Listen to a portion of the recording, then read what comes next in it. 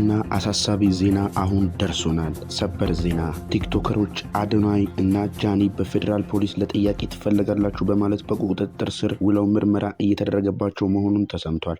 ከሰሞኑም በቲክቶክ ክሬቲቭ አዋርድ በሚል በተካሄደው ፕሮግራም ላይ አንዳንድ ቲክቶከሮች ከባህልና እሴት ጋር የማይሄዱ አለባበስ በመልበስ የፌደራል ፖሊስ በርካታ ቲክቶከሮችን አስሮ ምርመራ ጀምሯል። ስግጥ ፍምስ በሚል ቃል የሚታወቀው አዶናይ ዛሬ በፌደራል ፖሊስ ተይዟል።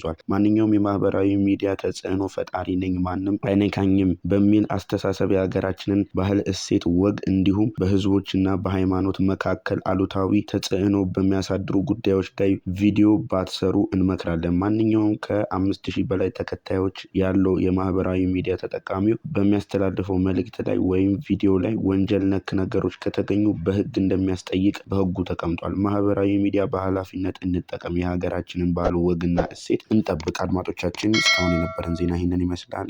ከኛ ጋር አብራችሁን ስለቆያችሁ እናመሰግናለን። እስከ ነገ፣ መልካም ነገር።